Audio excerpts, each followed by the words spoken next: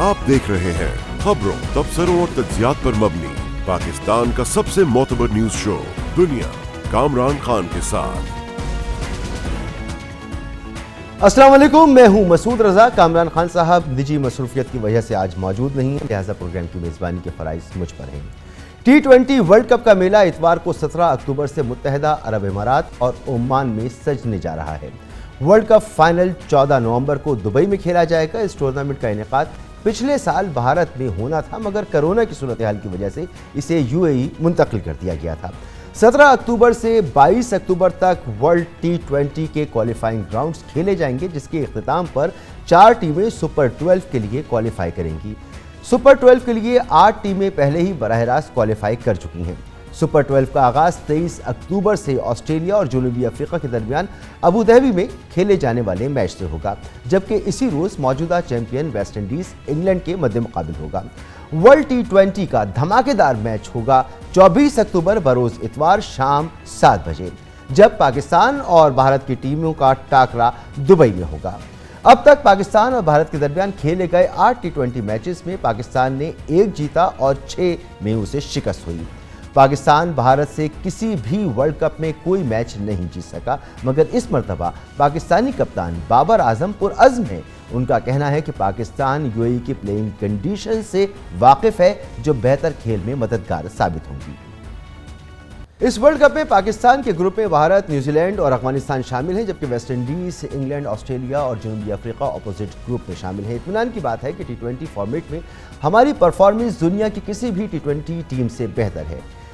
T20 matches में सबसे ज्यादा कामयाबियां पाकिस्तानी टीम ने ही हासिल की हैं। भारत दूसरे नंबर पर है।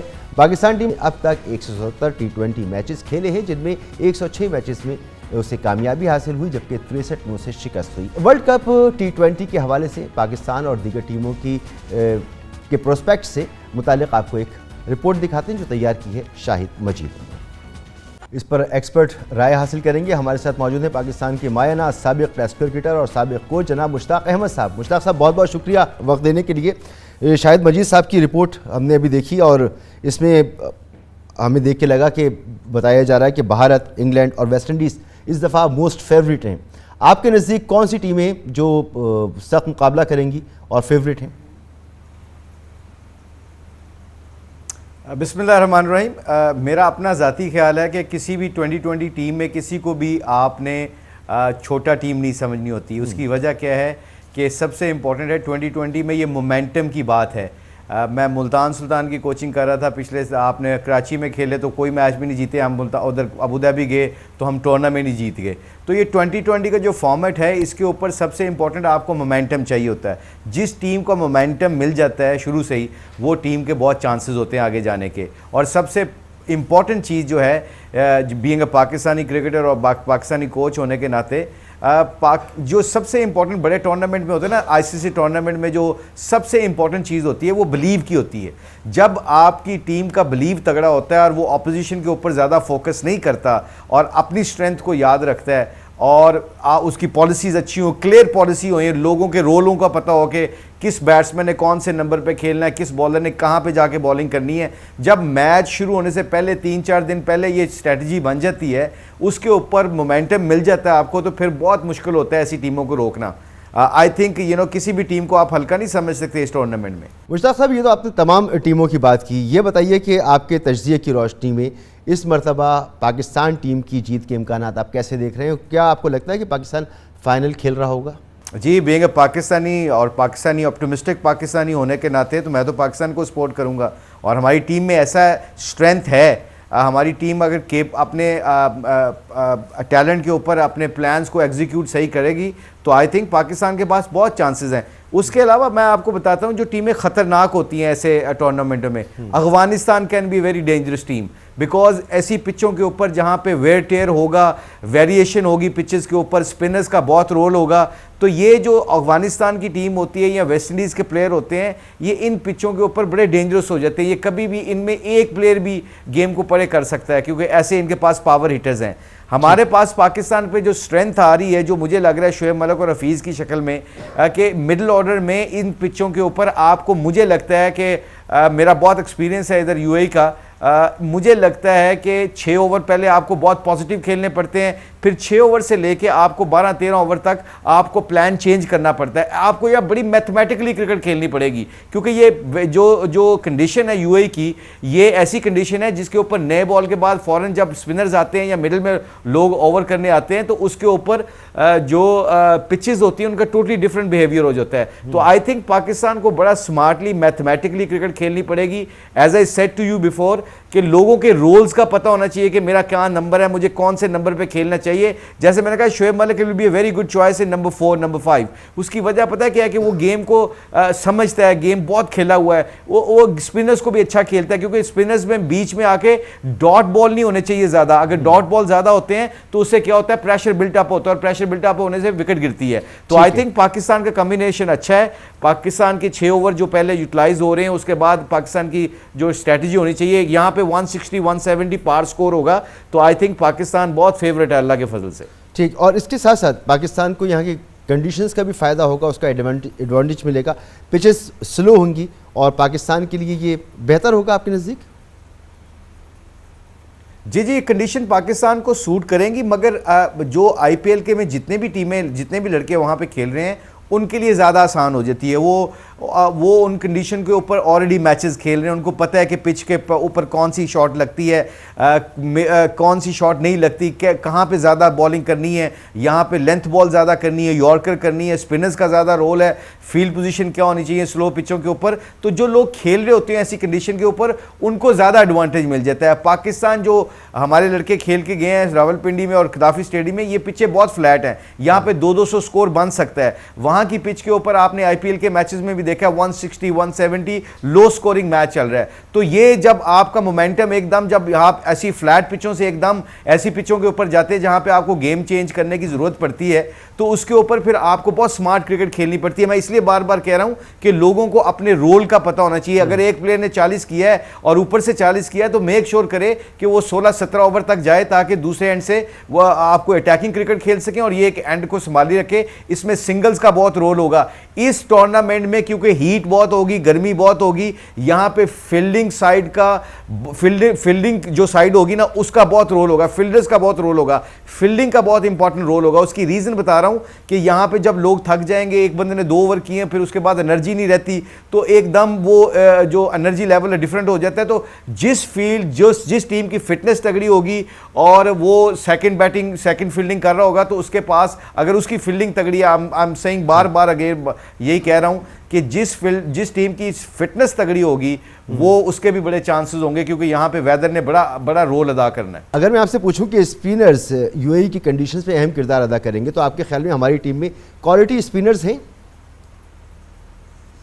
जी, हमारे पास सीजनल स्पिनर्स हैं। शादाब बहुत अच्छे हैं, शादाब ने बड़ी परफॉर्मेंस किया पाकिस्तान की तरफ से 2020 में और वनडे में। इमाद वसीम है, हमारे पास नवाज़ है, हमारे पास शोएब मलिक कैन बॉल, हमारे पास हफीज़ है। अगर लेफ्ट हैंडर्स बैट्समैन आ जाते हैं तो हमारे पास वेरिएशन ऑप्शन बहुत हैं। हमारे पास फास्ट बॉलरों में हसन अली बहुत अच्छा कर रहे हैं, शहीन शाह आपको पता ही है, इज़ बिन बॉलिंग ब्यूटीफुली, आपने नए बॉल से विकेट ले लेता है, और इसके हमारा कॉम्बिनेशन बहुत अच्छा है। मगर मैं बार बार इसीलिए कह रहा हूँ कि हमें ये ज़रूर पता होना चाहिए कि आपने 5वां ओवर किसने करना होता है, 6वां ओवर किसने करना होता है। ये जब पहले से आपको पता होता है ना टीमों को, तो लड़के प्लान करके जाते हैं कि मैंने वो कैसा करना है, ऑपोजिशन को कैसे पकड़ना है, वो कौन सा उस वक्त बैट्समैन सेट होगा तो उसको मैंने कैसे फील करनी है। तो ये टैक्टिकली चीज़ें जो होती है ना, वो आपको 1-2 दिन पहले माइंड सेट बना लेना पड़ता है। और उसके बाद सबसे इंपॉर्टेंट चीज़ जो है ना, ये बड़े टूर्नामेंट की बात है, 92 का वर्ल्ड कप जो हम जीते थे, वो सिर्फ दिलेरी के ऊपर, और लोगों को पता था, मुझे मेरे रोल का पता था कि मैंने कब बॉलिंग करनी है और मैंने क्यों बॉलिंग करनी है,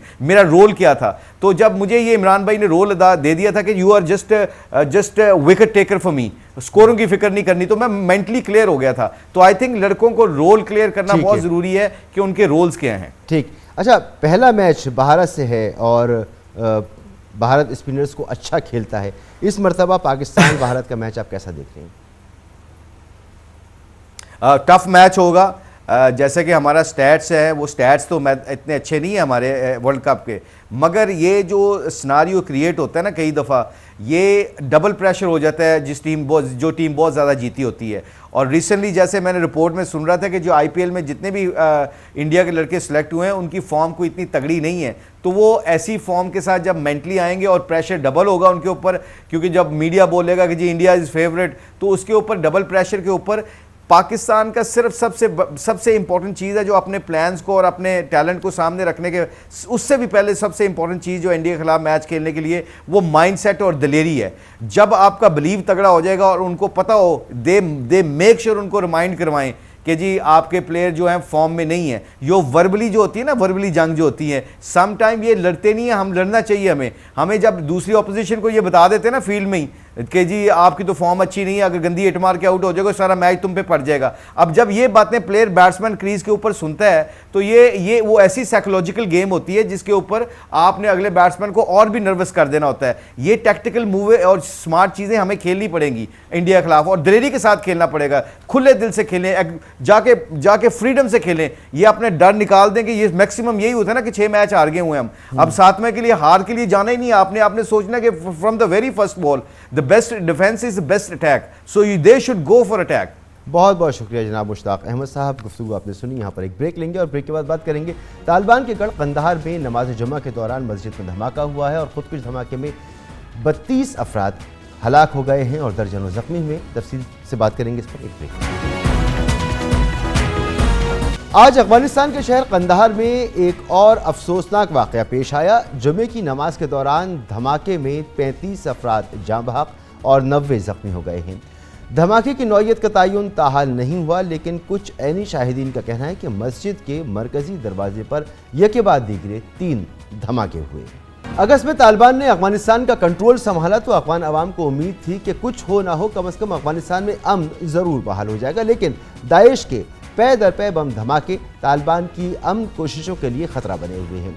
सिर्फ इस माह 3 हमलों में 100 से ज़ायद अफराद जाने खो चुके हैं। इस हवाले से बात करेंगे। हमारे साथ मौजूद हैं समी यूसुफजई साहब, सीनियर सहाफ़ी अफ़गान उमूर के माहिर हैं। बहुत बहुत शुक्रिया समी यूसुफजई साहब। सर, ये आज जो हमला हुआ है कंधार में, इस धमाके की तफसीलात क्या हैं और क्या किसी ने इसकी जिम्मेदारी कबूल की है?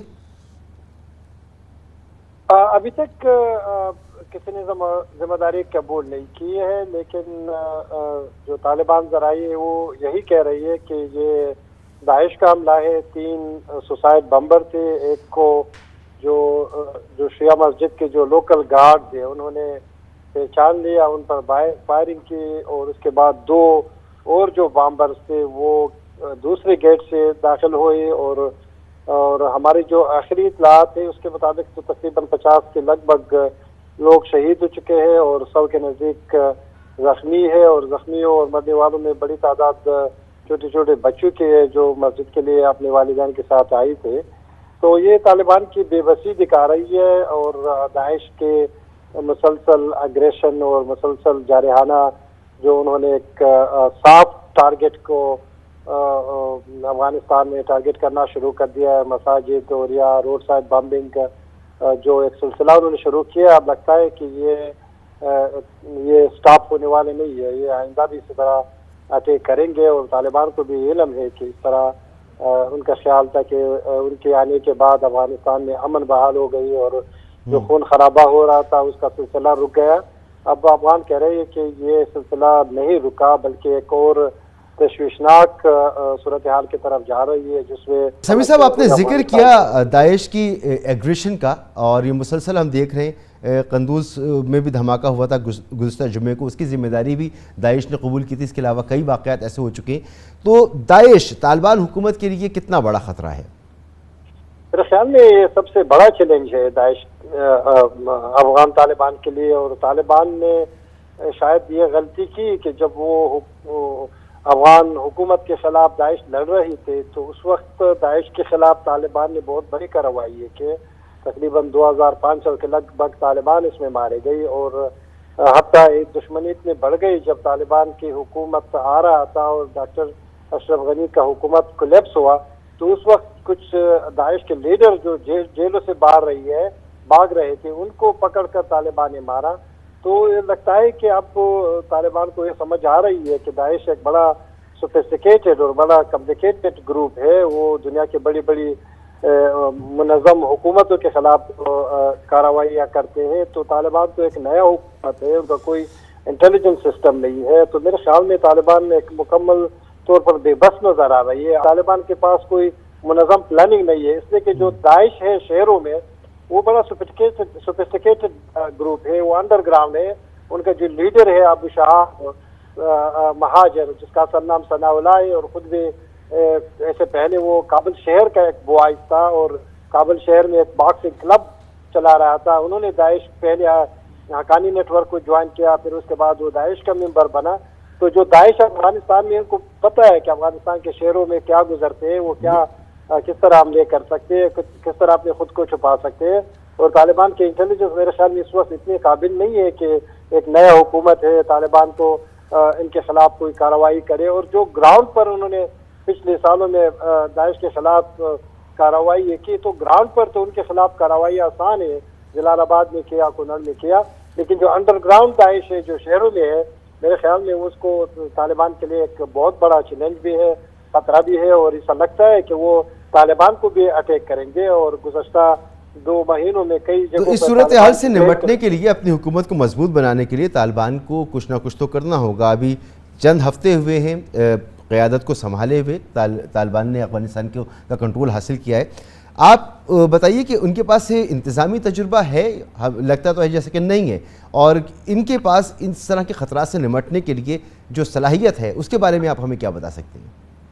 मेरे ख्याल में ये जब अफगान हुकूमत था, यहाँ पर NDS थी और उनके साथ अमेरिकन भी काम कर रहे थे, वो भी दाइश और तालिबान के हमले, इसी तरह तालिबान भी हमले करते थे अफगान हुकूमत के खिलाफ। अब लोग कह रहे हैं कि ये तालिबान का जो मिरास है वो दाइश को तब्दील हो गई है। वो अफगान हुकूमत जो इस वक्त तालिबान है उस पर इसी तरह हमले कर दे। वो अमेरिकन और अफगान हुकूमत जो कि NDS एक बहुत ही मुनज़्ज़म इदारा था, उनके काफ़ी ट्रेनिंग हुई थी, वो भी इस तरह हम लोग को रोकने में नाकाम थे। तो मेरे ख्याल में तालिबान के लिए तो बहुत ही मुश्किल होगा कि उनके इंतजामी सलाहियतों से उसको डिसमेंटल करे। अलबत्ता तालिबान ये कर सकते हैं, अगर किसी इलाके पर दाइश का कब्जा हो तो वहाँ पर ग्राउंड फाइट हो तो उनके खिलाफ तो वो लड़ सकते हैं। लेकिन मेरे ख्याल में इस तरह की गुरिल्ला अटैक्स और सॉफ्ट टारगेट्स को हदफ बनाना जो दाइश के लिए एक बड़ा उनको एक कामयाबी समझते हैं, और जितने वो लोगों पर अटैक करते हैं, तो इसका मतलब ये है कि इंतजामी तौर पर तालिबान पर प्रेशर बढ़ रही है। लोग कह रहे हैं कि आप इकानमी तो ठीक नहीं है, सरहदें बंद हुई है, दूसरी तरफ दाइश भी उनके ऊपर हमले कर रही है। तो ये हुकूमत के लिए, तालिबान के लिए एक चैलेंज भी है, एक सरदर्द भी है और एक हज़ीमत भी है। ठीक, बहुत बहुत शुक्रिया आपका समी यूसुफजई साहब। यहाँ पर एक ब्रेक लेंगे जिसके दौरान आप हेडलाइंस देख सकेंगे और फिर प्रोग्राम का सिलसिला जारी रहेगा। आप देख रहे हैं खबरों, तबसरों और तज्जियात पर मबनी पाकिस्तान का सबसे मोतबर न्यूज शो दुनिया, कामरान खान के साथ। बिजली की कीमतों में इजाफे और 500 अरब रुपए के मुमकिना नए टैक्स या टैक्स छूट की वापसी के साथ पाकिस्तानी मईशत एक बार फिर IMF की माशी शाहराह पर गामजन हो रही है। दरअसल तिजारती खसारे, गर्दिशी कर्जों और हिचकोले खाती रुपए की कदर की वजह से पाकिस्तान IMF का दरवाज़ा खटखटाने पर मजबूर है। पाकिस्तान पिछले 2 साल के दौरान IMF से 2 अरब डॉलर्स हासिल कर चुका है। अब मुज़ाकरात के नतीजे में 1 अरब डॉलर की किस्त की बहाली मुतवक्के है। हुकूमत की माशी टीम के सरबराह वज़ीर ख़जाना शौकत तरीन इस वक्त गवर्नर स्टेट बैंक डॉक्टर रज़ा बाकर के साथ अमरीका में हैं और IMF प्रोग्राम की बहाली से मुताल्लिक जायज़ा इजलास से बहुत मुतमईन हैं। अमरीका में एक इंटरव्यू के दौरान उन्होंने उम्मीद जाहिर की कि पाकिस्तान और IMF के मुज़ाकरात की पेशरफ्त हौसला अफजा है। पाकिस्तान और IMF के मुज़ाकरात का मरकज़ व महवर टैक्स कलेक्शन में इजाफा और एनर्जी सेक्टर के खसारों में कमी लाना है। खबरें हैं कि हुकूमत ने IMF को तहरीरी तौर पर यकीन दिला दिया था कि इस साल 2 मराहिल में बिजली के बुनियादी निर्ख में 3 रुपये 34 पैसे इजाफा किया जाएगा। इस साल फरवरी में 1 रुपये 95 पैसे फ़ी यूनिट इजाफा किया जा चुका है। बकिया 1 रुपये 39 पैसे फ़ी यूनिट इजाफा 1 जून से किया जाना है, लेकिन 5 माह की ताख़ीर के बाद ये इजाफा आज किया गया है। वफाकी काबीना ने सर्कुलेशन समरी के जरिए बिजली महंगी करने की आज मंजूरी दी, जिसका इतलाक फौरी तौर पर होगा। वफाकी वजीर तवानाई हम्माद अजहर ने आज वजीर मुमलिकत इत्तलात फारूक हबीब के साथ प्रेस कॉन्फ्रेंस में बताया कि माजी के महंगे सौदों की वजह से बिजली के टैरिफ को ₹1.39 फी यूनिट बढ़ाना पड़ रहा है। बिजली जिस कीमत पे हुकूमत खरीद रही है और जिस कीमत पे हुकूमत बिजली बेच रही है उसमें एक फ़र्क आ रहा है तकरीबन ₹1.5-2 का। यही बुनियादी वजह है गर्दिशी कर्जों की। जो लॉसेज हैं और रिकवरीज हैं 10 से 15% है सिर्फ सर्कुलर डेट के फ्लो में, बाकी 80% से ज़्यादा जो है वो ये कैपेसिटी पेमेंट्स हैं और ये मजीद बढ़ता जाएगा क्योंकि माजी में जिन्होंने प्रोजेक्ट लगाए वो महंगे प्रोजेक्ट थे, वो ज़रूरत से ज़्यादा भी थे। इसकी वजह से हमें बिजली का टैरिफ बढ़ाना पड़ता है और आज भी हमें एक मरतबा फिर ये बिजली का टैरिफ जो है वो बढ़ाना पड़ रहा है। और हम इस टैरिफ के अंदर हमने जो नेपरा को प्रपोज किया है वो ₹1.39 का रेट है जो हम बढ़ाने का प्रपोज कर रहे हैं। हैरानकुन बात है कि वजीर खजाना शौकत तरीन ने परसों IMF से मुज़ाकरात के बाद कहा था कि बिजली की कीमतें नहीं बढ़ाई जाएंगी बल्कि पावर टैरिफ में बतदरीज इजाफा किया जाएगा। बिलाशुबा IMF और वर्ल्ड बैंक मुल्क में पायदार माशी इस्तेहकाम के लिए कई महीनों से बिजली के निर्खों में सब्सिडी के खात्मे और टैरिफ बढ़ाने का पुरजोर मुतालबा कर रही हैं। हुकूमत बिजली के टैरिफ बढ़ाए तो आफत, ना बढ़ाए तो मुसीबत है। लेकिन दिलचस्प बात यह है कि वजीर खजाना शौकत तरीन पिछले 6 माह से मुख्तलिफ मौक़ों पर दो टोक दावा कर चुके हैं, गरीब आदमी पर बिजली महंगी करके महंगाई का बोझ नहीं डालेंगे, पावर टैरिफ बढ़ाने की बजाय मुतबादिल तरीकों पर अमल दरामद करेंगे।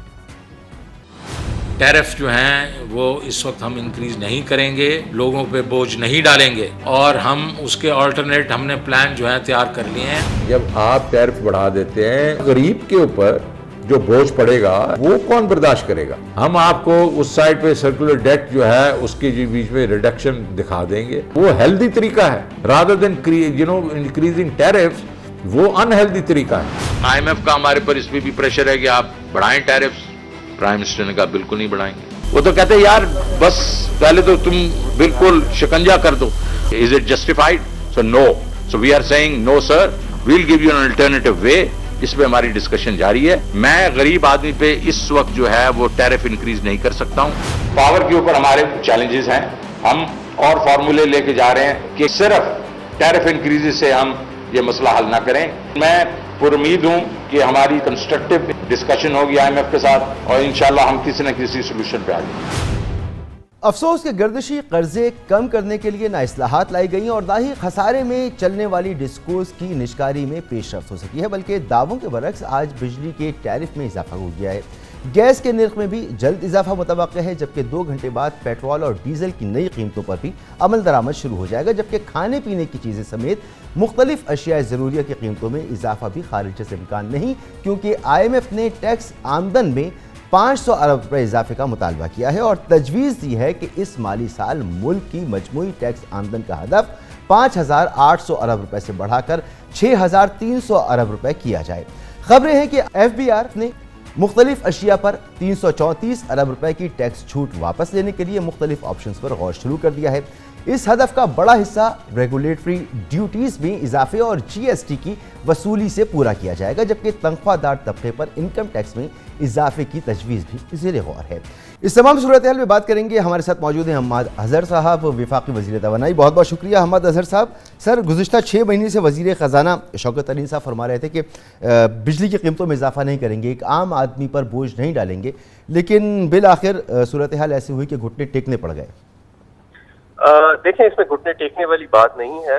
ये इजाफा जो था ये मार्च में मांगा गया था 3.5 रुपए का, नेपरा की तरफ से भी, IMF की और दूसरी तरफ से भी, जिससे हम मुत्तफिक नहीं हुए। उस वक्त ₹1.95 बढ़ाया गया और आज ₹1.39 फिर बढ़ाया गया है 6-7 माह के वक्त के बाद। इसकी बुनियादी वजह ये है कि ये जो किराए घरों का, ये जो बिजली घरों का किराया है जिनके साथ हमने सौदे किए 2013 से 18 के दरमियान, ये बढ़ के 150 अरब से अब 700-800 अरब हो गया है और इसने 2500 अरब तक चले जाना है। और ये हमारे एक गर्दन में फंदे की तरह है, जिसकी वजह से जिस रेट पे हुकूमत बिजली खरीद रही है वो महंगी होती जा रही है। तो अगर हमने गर्दिशी कर्जों के बहाव को कम करना है, जिसमें खासी कमी आई है हमारे दौर में, जो उसका बहाव है उसके अंदर, तो फिर हमें ये नागुज़ेर हो चुका है कि वरना ये पूरा जो आपका पावर सेक्टर है ये फाइनेंशियली जो है ये जेपरडाइज हो सकता है। ठीक, मगर अगर देखा जाए तो आपने ₹1.39 फी यूनिट इजाफा कर दिया है। फरवरी में भी ₹1.95 फी यूनिट इजाफा किया गया था। आम तासुर यही है कि IMF का दबाव इस पर ज़्यादा है, तो कब तसल्ली होगी IMF की? कितना IMF चाहता है कि बिजली की कीमतों में इजाफा किया जाए? देखें, ये बिजली की कीमतों में इजाफा इसलिए हो रहा है कि जो हम बिजली घरों को किराया 185 अरब देते थे 2013 में, 2018 में वो बढ़ के 470 अरब हो गया। इस वक्त वो 700-800 अरब है और ये हर साल 200-300 अरब, इसमें 100 अरब का इजाफा होता जा रहा है। ये सारे हमने बिजली घरों से जो सौदे किए, ये 2013 से 18 के दरमियान किए। मैं ये वजाहत करता चलूं, इसमें बहुत सारी ऐसी बिजली है जिसकी जरूरत नहीं थी, लेकिन उसका हमें किराया सारा साल देना पड़ता है। मौजूदा हुकूमत ने कोई ऐसा सौदा नहीं किया जिसकी वजह से ये बिजली घरों के किराए में इजाफा हो, बल्कि हमने तो किराए को में कमी लाए, क्योंकि हमने IPPs के साथ रीनेगोशिएट किया, जिससे कई 100 अरब का हमें अगले सालों में फायदा होएगा। अगर वो ना किया होता तो आज बिजली की कीमत हमें ज्यादा बढ़ानी पड़ रही थी। तो ये पुराना फंदा है जो पुरानी हुकूमत डाल गई है बिजली घरों के साथ महंगे मुआहदे करके और जरूरत से ज्यादा बिजली लेके। क्यों उन्होंने ऐसे किया, किस लालच में किया, इससे मैं तो कुछ नहीं कह सकता, लेकिन अब इसकी कीमत हमें अदा करनी पड़ रही है जिसकी। अच्छा, इसमें लेकिन मैं एक ये बात जरूर आपको बताऊं कि ये जो ₹1.39 का इजाफा हुआ है, ये समझना बहुत जरूरी है कि ये इजाफा 0 से 200 यूनिट जो लोग कंज्यूम करते हैं घरेलू सार्फिन, उन पे नहीं लगेगा और ये तकरीबन 50% हमारे कंज्यूमर की शरह है। ठीक है। अच्छा अहमद अजहर साहब, ये जो आपने बताया कि हर साल जो है वो 100 से 200 अरब रुपए का इसमें इजाफा हो रहा है, ये तो होता रहेगा ना। जो सूरत हाल है, इसके लिए इस्लाहात की ज़रूरत थी। क्या बिजली की कीमत बढ़ाना ही मसले का हल है? एनर्जी सेक्टर में इस्लाहात क्यों नहीं लाई जाती? और बिजली चोरी, लाइन लॉसेस की कमी में भी तो ये जो खसारा है, इस पर काबू पाकर भी तो बेहतरी लाई जा सकती है। इस पर आप क्या बताएंगे हमें? बिल्कुल, ये ठीक सवाल है आपका, और बेशुमार इस्लाहात लाई गई हैं और लाई जा भी रही हैं। रिकवरीज बेहतर हुई हैं, लॉसेस कम हुए हैं, जिसकी वजह से नेपरा ने जो लॉसेस अलाउ करता है उसका टारगेट भी 15% से 13% पे डाउनवर्ड रिवाइज किया है, क्योंकि पिछला टारगेट तकरीबन अचीव हो गया था। और इसी तरह हम IGSEP मॉडल पे गए हैं, जिसमें आप बिजली जो है वो तभी शामिल की जाएगी, नई बिजली, और एक कंपेटिटिव प्रोसेस के जरिए जब जरूरत होगी। इसके अलावा प्राइवेटाइजेशन की तरफ हम जा रहे हैं। एक हमने ऑलरेडी ऐड दे दिया है फाइनेंशियल एडवाइजर की हायरिंग के लिए, डिस्कोस की प्राइवेटाइजेशन के लिए। बेशुमार जो है IPPs के साथ रीनेगोशिएशन। लेकिन मैं आपको फिर बताऊं कि एक तल्ख हकीकत ये है कि ये सारी चीजें 10 से 15% है सिर्फ सर्कुलर डेट के बहाव में। 85% से ज्यादा जो है वो बिजली घरों का किराया ही है, जिसकी वजह से गर्दिशी कर्जे बढ़ रहे हैं। ठीक है। और हमारा जो एनर्जी सेक्टर है, इसके लिए सबसे बड़ा नासूर तो गर्दिशी कर्जे हैं जो 2500 अरब रुपए के लगभग हैं, और इसमें इजाफे की बड़ी वजह कैपेसिटी पेमेंट है। इस हवाले से क्या CPEC के जो महंगे मुआहदे हैं उन पर नजरसानी नहीं हो सकती? देखिए, हमने जिन मुल्कों के साथ G2G अरेंजमेंट्स किए हुए हैं, सॉवरेन ट्रस्ट हैं, उनके पीछे हमारी गवर्नमेंट की गारंटी भी खड़ी है, तो उनको छेड़ना तो मैं नहीं समझता कि इस वक्त मुनासिब होगा, क्योंकि हमारे स्ट्रेटेजिक नेचर में है। और ये वैसे भी अभी इनकी मुद्दत शुरू हुई है, तो जिन बिजली घरों की मुद्दत अभी शुरू हुई हो उनके साथ बातचीत करना जरा कदरे मुश्किल होता है बनिस्बत उनके जिनकी डेट सारी पे ऑफ होगी हो, यानी डिफरेंट लाइफ साइकिल्स होते हैं। तो ये अभी एक नए लाइफ साइकिल के अंदर है, तो इसलिए इनसे तो हम नेगोशिएट, इनके कॉन्ट्रैक्ट्स को हम मॉडिफाई नहीं कर रहे। जो हम कर रहे हैं वो ये है कि जैसे हम एक इंडस्ट्रियल पैकेज लेके आए, जिसमें हमने बिजली की पीक आवर्स खत्म कर दिए तमाम सनत के लिए, नई बिजली, इजाफी बिजली के इस्तेमाल पे 5 से 7 रुपए यूनिट इजाफा किया।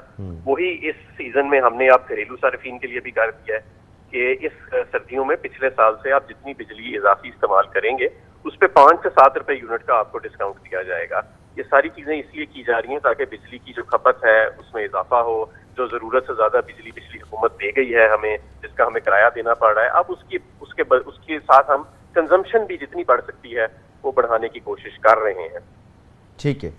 अच्छा, हमें सस्ती बिजली चाहिए और उसके लिए हाइड्रल प्लांट्स हमारे पास होने चाहिए, पावर प्रोजेक्ट्स लगने चाहिए। खबरें हैं कि दासू डैम और पावर प्रोजेक्ट पर काम करने वाली जो चाइनीज़ टीम है वो अब वापस नहीं आ रही है। वजह क्या आप समझते हैं? सिक्योरिटी मसाइल हैं या अदायगियों के मसाइल हैं? नहीं, वो वापस आ रहे हैं, कोई अदायगियों का मसला नहीं है। अदायगियाँ तो एक सेट प्रोसेस के जरिए दी जा रही है। सिक्योरिटी अरेंजमेंट्स उनकी तसल्ली के मुताबिक तकरीबन फाइनलाइज हो गए हैं, और वो जैसे ही मेरा ख्याल है वो जल्दी वापस आ जाएंगे इंशाल्लाह ताला। और ये बात आपकी ठीक है कि ये हाइडल जो है यही फ्यूचर है। माजी में LNG के ऊपर फोकस किया गया, कोयले के ऊपर फोकस किया गया, इम्पोर्टेड तेल पे फोकस किया गया, और जब इनकी कीमतें बढ़ जाती हैं जिस तरह आलमी मंडी में बढ़ी हैं, तो फिर ज़ाहिर है कि बिजली के नर्स भी बढ़ जाते हैं। अमेरिका में, यूरोप में 500% जो है वो गैस की कीमत बढ़ गई है, दुगनी हो गई है बिजली की कीमत। तो उसके साथ अगर हमारी तरफ मुकाबला करें तो अल्हम्दुलिल्लाह सूरत हाल कदरे बेहतर है, ऑल्दो चैलेंजिंग है। इसी तरह ये जो हमारा अब हाइडल के ऊपर फोकस है, माजी में सिर्फ ये कागजों में ही आपको डैम नजर आते थे, पर अब आपने देखा कि मौजूदा हुकूमत जो है उनके ऊपर बाकायदा बड़ी तेजी से काम शुरू कर रही है और ये सारे ऑन स्केड्यूल बल्कि अहेड ऑफ स्केड्यूल इंशाल्लाह मुकम्मल किए जाएंगे। अच्छा हमाद अजहर साहब, जैसे आपने फरमाया कि डिस्कोस की निचकारी आप करेंगे, तो ये तो 4 साल से हम सुन रहे हैं, आप कहते हैं डिस्कोस की निचकारी करेंगे, खसारे में चढ़ने वाली डिस्कोस को बेच देंगे। कब ये इनकी निचकारी होगी, कब ये मसला हल होगा? मैं समझता हूँ कि ये बिल्कुल एक ठीक बात है कि ये पिछली हुकूमतों ने भी और कुछ इसमें हमारी हुकूमत ने भी इसमें उसको वो प्रायोरिटी नहीं दी पहले हमारे 2-3 सालों में जो देनी चाहिए थी। और मैं तो समझता हूँ कि सर्विस डिलीवरी अगर हमने इम्प्रूव करनी है और इन डिस्कोस को अगर हमने बेहतर बनाना है, ट्रांसमिशन के निज़ाम को बेहतर बनाना है, तो ये प्राइवेट सेक्टर की पार्टिसिपेशन के बगैर नहीं हो सकता।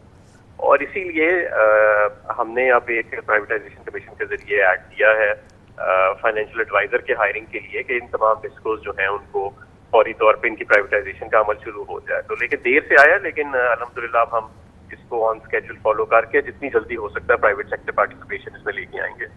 ठीक। अच्छा, एक तरफ से बिजली का बहरान है और साथ में नज़र आ रहा है कि अब गैस की किल्लत का बहरान भी है जो जन्म ले रहा है।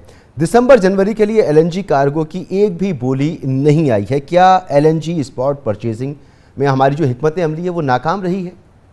बिल्कुल नहीं, मैं समझता हूँ बल्कि हमारी बहुत बड़ी कामयाबी है कि इतने मुश्किल एनवायरनमेंट में जहाँ ना LNG बाहर से मिल रही है और बल्कि बहुत महंगी है, वहाँ हमने काफी सस्ते दामों में नवंबर और दिसंबर के अंदर 10-10 कार्गोज बुक करा लिए हैं।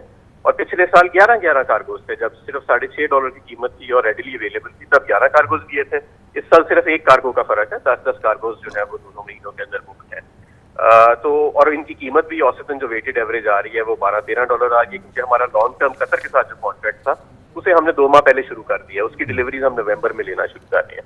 लेकिन जो एक्चुअली परेशानी की बात वो ये है कि जो हमारे लोकल गैस के ज़खायर हैं वो तकरीबन 10% सालाना के हिसाब से गिर रहे हैं और पिछले 1 साल में ही 220 MMCFD की कमी आ गई है फ्लो के अंदर। तो अब हम इस सिलसिले में आज मैंने ये अनाउंस किया है प्रेस कॉन्फ्रेंस में कि कोई नया जब तक हम इंपोर्टेड गैस को हैंडल करने का इंफ्रास्ट्रक्चर और उसका प्राइसिंग मैकेनिज्म रिफॉर्म नहीं कर लेते और अपनी गैस की सप्लाईज को बढ़ा नहीं देते, तब तक हमने कोई डोमेस्टिक नेटवर्क्स की जो एक्सटेंशन है उसको बंद कर दिया है। इस वक्त 28% जो लोग हैं सिर्फ उनके पास गैस की फैसिलिटी पाइप गैस की मौजूद है, लेकिन और इनकी वजह से कई हमारी जो सनतें हैं वो भी सफर कर रही हैं, एक्सपोर्ट इंडस्ट्री, फर्टिलाइजर इंडस्ट्री। इसलिए मजीद गैस का नेटवर्क बढ़ाना, जब तक हम इंपोर्टेड गैस को अपनी लोकल पाइपलाइंस में फ्रीली इस्तेमाल नहीं कर सकते, वो मुनासिब नहीं रहेगा।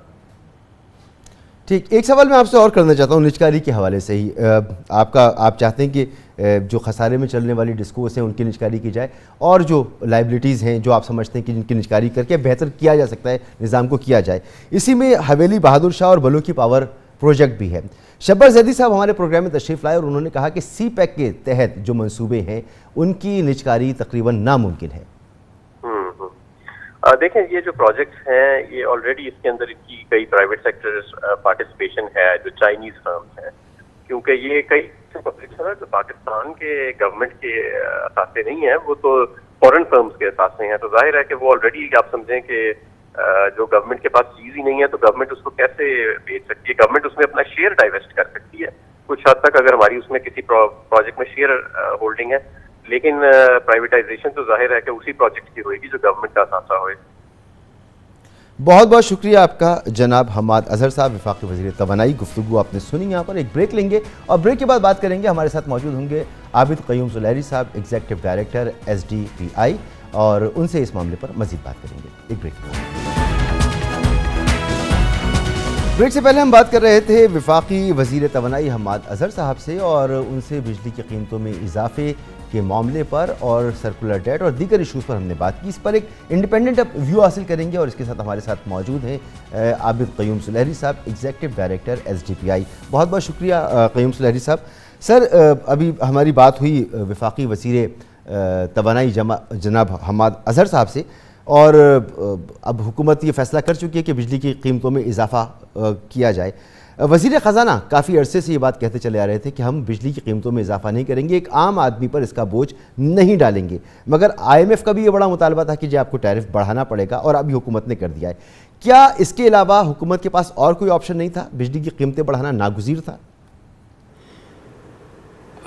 देखिए मसूद, इससे पहले एक फ्रेमवर्क को अगर हम देख लें तो जाहिर है पाकिस्तान इस वक्त जिस तरह के हालात से गुजर रहा है और स्पेशली जो करंट अकाउंट डेफिसिट और जो बढ़ती हुई जो अदम तवाज़न है इंपोर्ट और एक्सपोर्ट के दरमियान, तो पाकिस्तान का IMF में रहना, प्रोग्राम में रहना बहुत ज़रूरी है।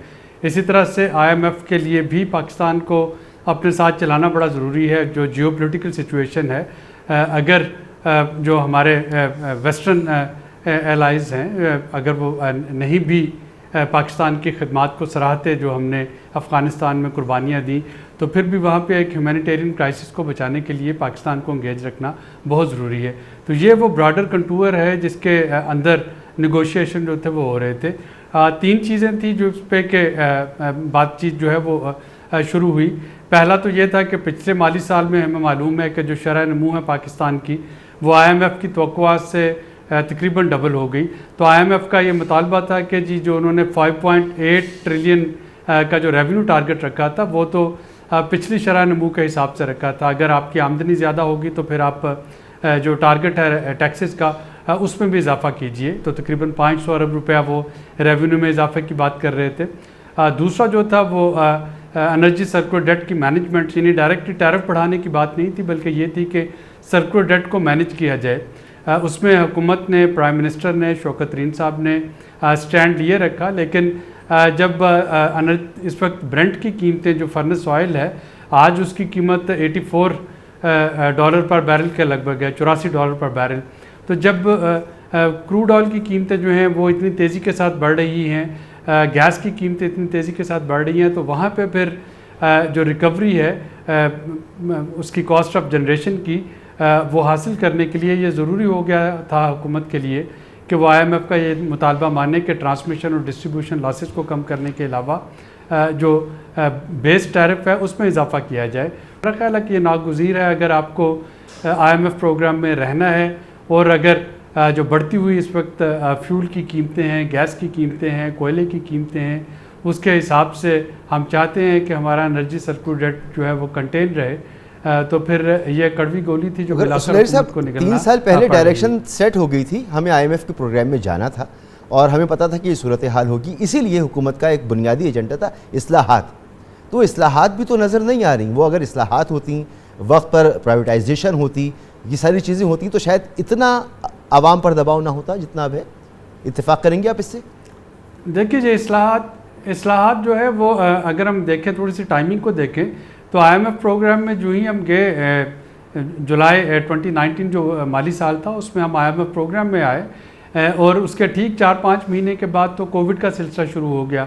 तो जाहिर है कोविड के पेनफुल प्रोसेस में इस्लाहात करना जो था, आप प्राइवेटाइजेशन की बात कर लें, जो 85 में से जो तकरीबन 15 जो खसारे में चलने वाले हुकूमती इदारे हैं जिनमें PIA है, रेलवेज़ है, मुख्तलिफ डिस्कोज़ हैं या स्टील मिल है, तो उनसे डाउन साइजिंग, राइट साइजिंग की बात कर लें या आप बाकी जो स्ट्रक्चरल रिफॉर्म बहुत सी हैं उनकी बात करते, तो वो अल्टीमेटली कोविड के दिनों में शायद वो ऐसा करना जो था वो थोड़ा सा हुकूमत के लिए सियासी तौर पे भी फिजिबल नहीं था। और वो कोविड में जबकि बाकी पूरी दुनिया जो है वो एक एक्सपेंशनरी एजेंडा पे चल रही थी, ट्रिलियंस ऑफ डॉलर का जो इंसेंटिव पैकेज थे वो अमीर ममालिक में दिए जा रहे थे, तो वहाँ पे कंसोलिडेशन की तरफ जाना जो था वो हुकूमत के ना तो अख्तियार में था और ना वो आवाम के लिए बेहतर होता एन पेंडेमिक की पीक में ये चीज़ें करना।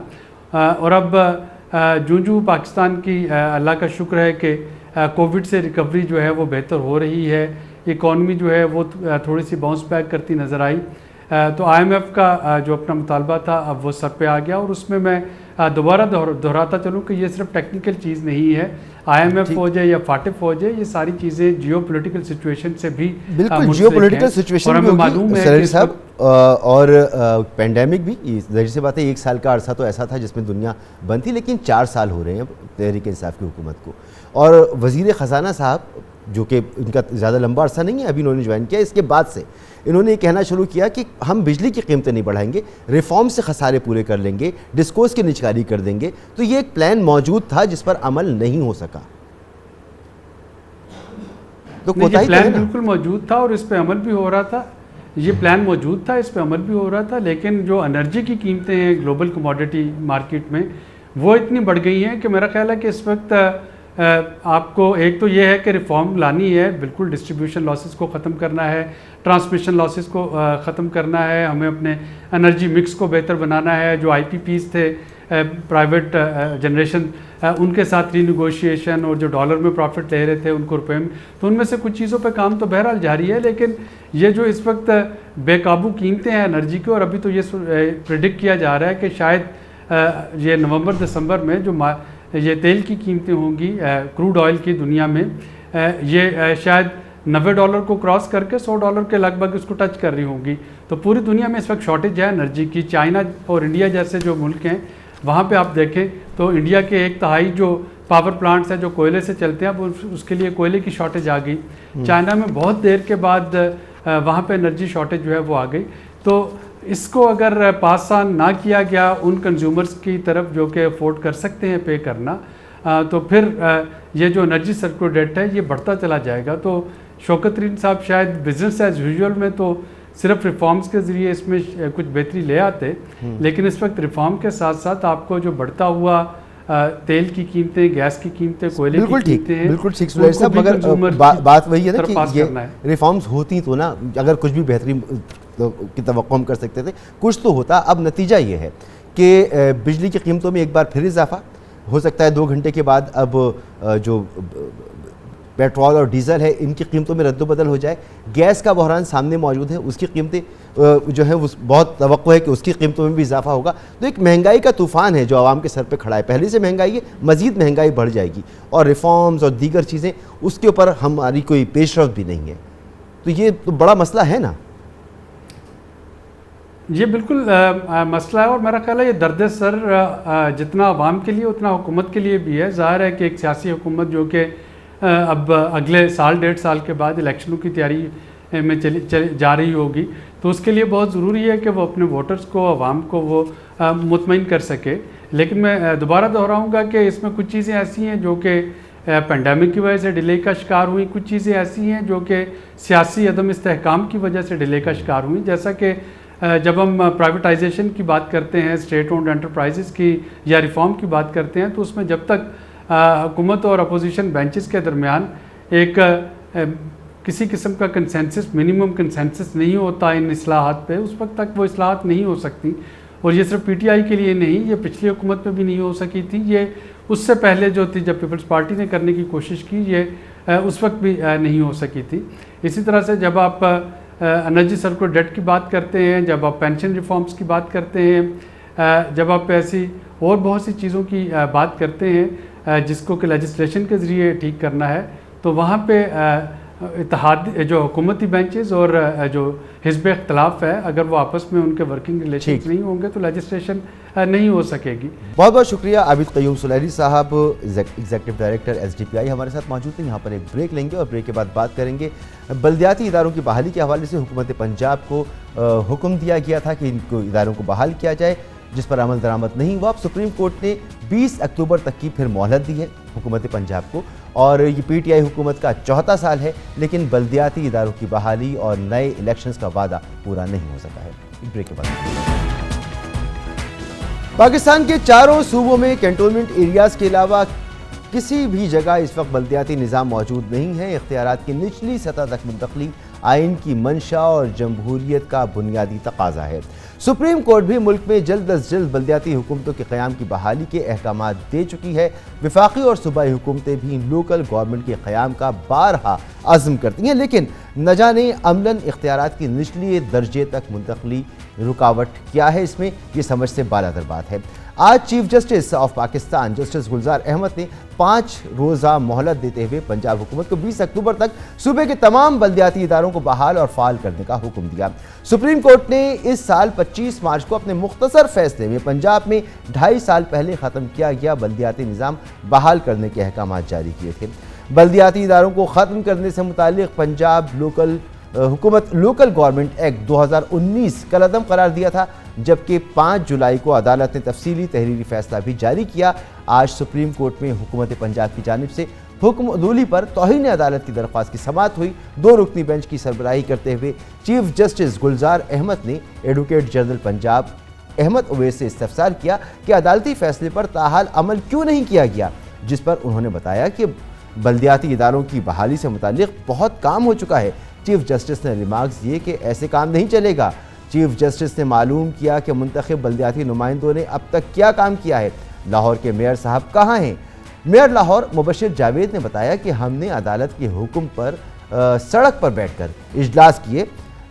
बल्दियाती नुमाइंदों के इजलास और काम को मीडिया में दिखाया गया है, लेकिन हमारी सहूलतकारी के लिए पंजाब हुकूमत की जानिब से कुछ नहीं किया जा रहा। चीफ जस्टिस ने रिमार्क्स दिए कि मुल्क भर के बल्दियाती इदारे सुप्रीम कोर्ट के हुक्म से बहाल किए गए थे। आप उनके नाम बताएं जिन्होंने दफातर को ताले लगाए। चीफ जस्टिस ने मेयर लाहौर से मुकालमा करते हुए कहा कि बल्दियाती नुमाइंदों में काम करने का जज्बा ही नहीं है। दुनिया में जाकर देखें बल्दियाती इदारे किस तरह काम करते हैं। चीफ जस्टिस गुलजार अहमद ने secretary local government Punjab Noorul Amin पर भी बरहमी का इजहार करते हुए कहा कि आप किस किस्म के सेक्रेटरी बल्दियात हैं, आपको अंदाजा नहीं कि आपके खिलाफ क्रिमिनल केस चल रहा है, हम आपको यहां से जेल भेज देंगे।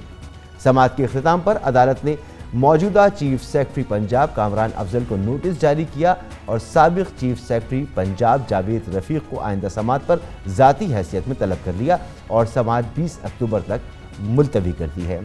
आज समाअत के बाद मेयर लाहौर मुबशिर जावेद ने अदालत के बाहर मीडिया से गुफ्तगू में बताया कि अदालत के हुक्म के मुताबिक सड़क पर बैठकर इजलास किए, मगर पंजाब हुकूमत की जानिब से कुछ नहीं किया गया।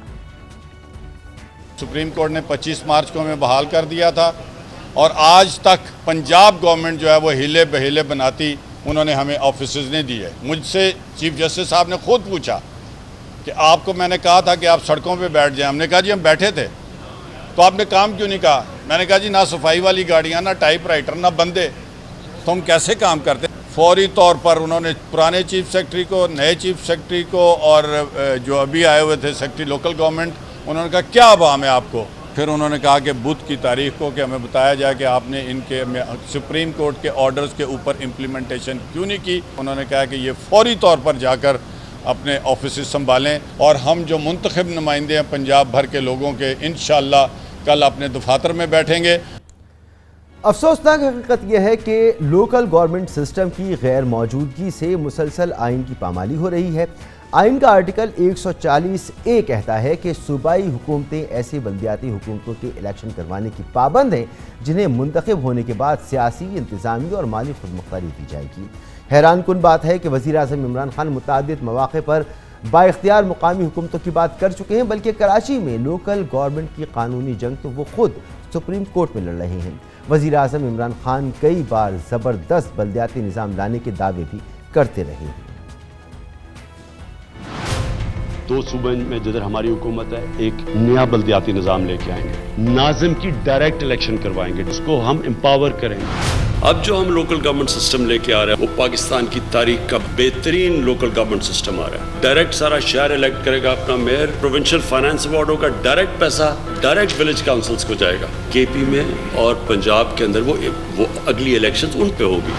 पंजाब में और पख्तूनख्वा में जो बड़े शहर हैं उनका अपना सिस्टम आएगा, डायरेक्ट इलेक्शन से उनके मेयर या नाजिम बनेंगे। हमारा जो लोकल गवर्नमेंट सिस्टम है ये जबरदस्त सिस्टम है। शहर खुद अपना पैसा इकट्ठा करेंगे, वो पैसा शहरों पे ऊपर खर्च होगा। इलेक्शन एक्ट 2017 के मुताबिक इलेक्शन कमीशन की जिम्मेदारी है कि वो बल्दियाती हुकूमतों की मुद्दत ख़त्म होने के बाद 120 रोज़ के अंदर इंतखाबात कराए। पंजाब ही नहीं, इस वक्त मुल्क के किसी भी सूबे में बल्दियाती हुकूमत काम नहीं कर रही। बलूचिस्तान में 33 महीने पहले, पंजाब में 29 महीने पहले, खैबर पख्तूनख्वा में 25 महीने पहले और सिंध में 14 महीने पहले बल्दियाती हुकूमतें ख़त्म हो चुकी हैं। लेकिन क्या हुकूमत और क्या अपोजिशन सभी बल्दियाती इलेक्शन कराना भूल गए हैं। वफाकी वज़ीर इत्तलात फवाद चौधरी एतराफ़ करते हैं कि बल्दियाती इलेक्शन ना कराना PTI की सबसे बड़ी नाकामी है। उन्होंने ये भी तस्लीम किया कि PTI के वज़राए आला समेत बाकी लोग बल्दियाती इलेक्शन कराने से खौफ खाते थे। इसी पर बात करेंगे। हमारे साथ मौजूद हैं मियां महमूद रशीद साहब, वज़ीर बल्दियात पंजाब। सर बहुत बहुत शुक्रिया वक्त देने के लिए। मियां साहब, इस साल मार्च में पहले फैसला आया सुप्रीम कोर्ट का कि हुकूमतें, बल्दियाती हुकूमतें बहाल की जाएं, अमल दरामद नहीं हुआ। फिर तफसीली फैसला अब मई में आया, उस पर भी पंजाब हुकूमत ने अमल दरामद नहीं किया। क्या वजह है कि पंजाब हुकूमत क्यों अमल दरामद नहीं कर रही इस पर?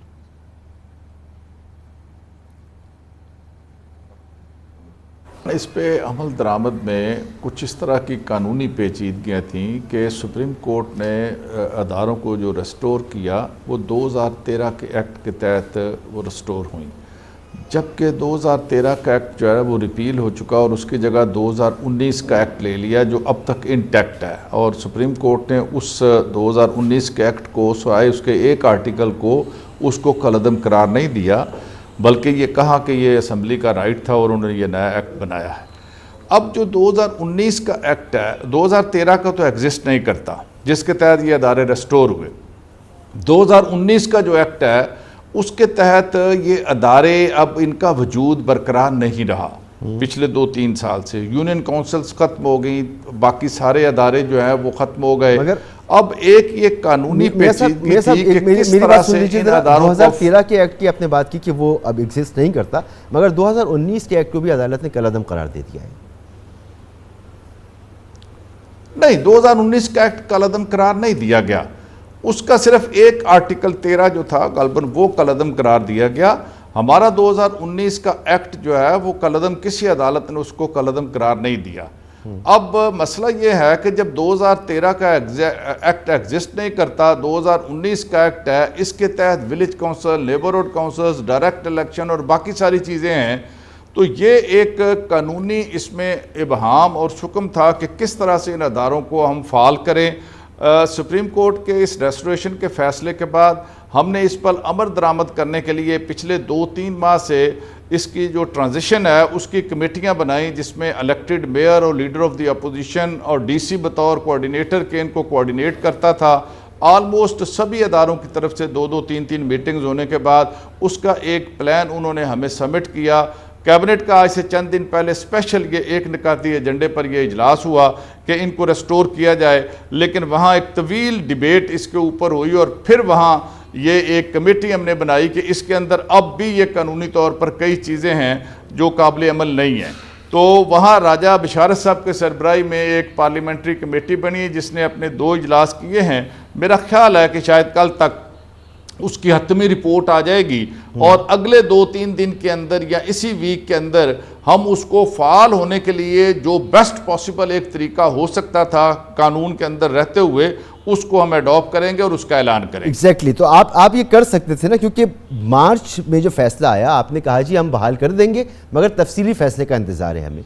फिर तफसीली फैसला आ गया मई में, उसके बाद भी आज तक नहीं हुआ, आप नहीं कर सके। हालांकि आपके पास तरीक़ाकार मौजूद है जो आप कह रहे हैं कि बेस्ट पॉसिबल जो तरीका होगा उसके तहत कर देंगे। तो मेरा सवाल आपसे ये था कि 2 मरतबा आपके पास फैसला आया अदालत का और आपने इस पर अमल दरामद अब तक नहीं किया। नहीं, मैंने जैसे अर्ज़ किया आपको कि उसके अंदर कानूनी इस तरह की पेचीदगी थी। हमने रिव्यू पिटीशन भी की हुई सुप्रीम कोर्ट के अंदर, उसमें यही हमने अर्ज़ किया हुआ है, रिक्वेस्ट की हुई है सुप्रीम कोर्ट के अंदर कि ये रिव्यू हमारी सुना जाए कि उसके अंदर ये चीज़ें कानूनी रुकावटें हायल होती हैं। उस फैसले के ऊपर अगर हम अमल दरामद करते हैं, फिर वो रिव्यू पिटीशन का फैसला नहीं आया, ये आज से चंद माह पहले हमने सुप्रीम कोर्ट में की थी, वो पेंडिंग अभी वहाँ पर। सुप्रीम कोर्ट में आपकी रिव्यू पिटीशन तो नहीं लग रही होगी, लेकिन इस केस में आज सुप्रीम कोर्ट ने फिर पंजाब हुकूमत को 20 अक्टूबर तक की मोहलत दी है कि 20 अक्टूबर तक आप बल्दियाती इदारे बहाल करें, बल्दियाती हुकूमत बहाल करें। क्या करेंगे अब आप? होपफुली जिस तरह सुप्रीम कोर्ट ने हुक्म दिया है उसके हुक्म की तामील करेंगे, और अगर कोई इस तरह की मज़ीद बात है तो वो आइंदा तारीख के अंदर वो सुप्रीम कोर्ट के अंदर हम गुजारिश करेंगे कि हम ये बहाल कर रहे हैं कि लेकिन ये अमली मुश्किल भी उसमें है कानूनी तौर पर। ठीक है, अच्छा चलें, बफर्स महल कि अगर ये कानूनी पेचीदगियाँ दूर भी हो जाती हैं और सुप्रीम कोर्ट के अहकामात के मुताबिक आप बल्दियाती हुकूमतें बहाल भी कर देते हैं, तो बहाल होने के बाद अब इन हुकूमतों का जो वक्त है वो 2 से 2.5 महीने, उसके बाद ये ख़त्म हो जाएंगी हुकूमतें, तो नए बल्दियाती इंतखाबात की आपकी क्या तैयारी है, कब कराएंगे? इमरान खान साहब तो शुरू से बल्दियाती हुकूमतों के मजबूत बल्दियाती हुकूमतों के क़याम की बात करते रहे। देखिए, प्राइम मिनिस्टर तो बड़े वाजे हैं इस बारे में, और वो जब भी इधर लाहौर आए या किसी कैबिनेट की मीटिंग में आए, उनका एम्फसिस रहा इस पे कि आप जल्द अज जल्द इन अदारों को जो है वो दोबारा इनका इंतखाब कराएं और एक पावरफुल लोकल गवर्नमेंट सिस्टम लेके आएँ। वो उनका बड़ा विजन है इसमें कि हमारे मसाइल की बहुत बड़ी जो है ना वो वजह ये है कि एक ताकतवर लोकल गवर्नमेंट हुकूमत मौजूद नहीं होती, जिसकी वजह से लोगों के डोर स्टेप पर उनके मसाइल हल नहीं होते, और गवर्नेंस के मसाइल का 80% ताल्लुक़ जो है वो बल्दियाती निज़ाम के साथ होता है। वो सैनिटेशन हो, स्ट्रीट लाइट हो, वो पार्क्स हों, इस तरह के सारे मसाइल जो हैं बराह रास्त उससे मुतल्लक़ होते हैं, और इसके लिए हमारी तैयारी मुकम्मल है। इलेक्शन कमीशन जब चाहे वो इसके बारे में वो ऐलान कर सकता है, और हम हर तरह से तैयार हैं कि वो बल्दियाती इदारों की मुद्दत ख़त्म होते ही शेड्यूल अनाउंस कर दें और नए बल्दियाती इंतखाबात जो है वो उनका इनेकाद हो जाए। बहुत बहुत शुक्रिया मियां महमूद रशीद साहब, वज़ीर बल्दियात पंजाब हमारे साथ मौजूद थे। यहाँ पर एक ब्रेक लेंगे और ब्रेक के बाद बात करेंगे भारत का मकरू चेहरा एक मरतबा फिर बेनकाब हुआ है। मुसलमानों की नस्ल कुशी का मुजाहरा जिस पर अरब दुनिया चीख उठी है, और इस वक्त खलीजी ममालिक में भारतीय मसनूआत के बाइकआउट का ऐलान किया जा रहा है। बात करेंगे एक ब्रेक के बाद। भारत में मुसलमानों पर मजालिम के खिलाफ मशरिक़ वस्ता में गम और गुस्से की शदीद लहर देखी जा रही है। भारतीय मसनूआत के बाइकआउट के लिए सोशल मीडिया पर ट्रेंड्स बना दिए गए हैं।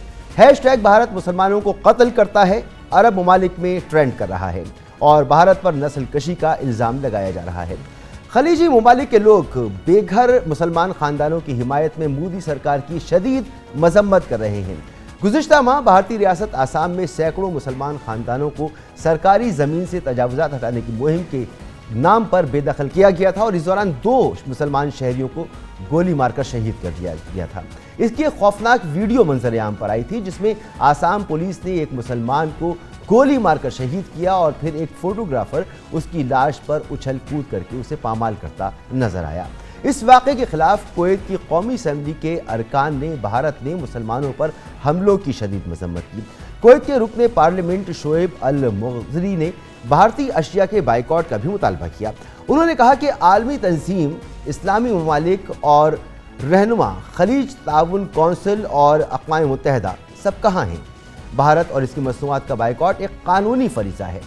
ओमान के मुफ्ती आज़म शेख अहमद अल खेली ने ट्वीट किया कि इंतहा पसंद ग्रोहों के हाथों मुसलमानों के खिलाफ तशद्दुद को भारतीय हुकूमत को मुकम्मल सरपरस्ती हासिल है। बैनुल अक़वामी बरादरी इस जहारियत को रोकने के लिए मदाखलत करे। किताब इस्लामोफोबिया के मुसन्निफ खालिद बैदून ने इसे रियासत के ज़ेरे एहतमाम इस्लामोफोबिया और हिंदुत्वा तशद्दुद से ताबीर किया। साइंसी और सकाफ़ी तंजीम के साबिक़ डायरेक्टर अब्दुल्ला अल तवेजरी ने ट्वीट किया कि मोदी की हिंदू हुकूमत मुनज़्ज़म पॉलिसी के तहत मुसलमानों पर मजालिम ढा रही है और इन्हें कत्ल कर रही है। एक ट्विटर सारिफ अब्दुल रहमान अल नसर ने तशद्दुद की वीडियो वायरल करते हुए कहा कि खलीजी ममालिक में 30 लाख से ज़ायद हिंदू रहते हैं, वो अरबों डॉलर्स भारत भेजते हैं, हम उनके साथ एहतराम का सलूक करते हैं, तो भारत क्यों हमारे भाइयों को सिर्फ इसलिए मार रहा है कि वो मुसलमान हैं? मुस्लिम ममालिक की तंजीम OIC ने आसाम में पुलिस की कार्रवाई को मुनज़्ज़म तशद्दुद करार देकर वाक़े की मजम्मत की। ट्विटर पर जारी बयान में OIC ने मामले की मीडिया कवरेज को शर्मनाक करार दिया और भारत से जिम्मेदाराना बर्ताव का मुतालबा किया। आसाम में पेश आने वाले वाक़े में हुआ क्या, आपको बताते हैं इस रिपोर्ट में।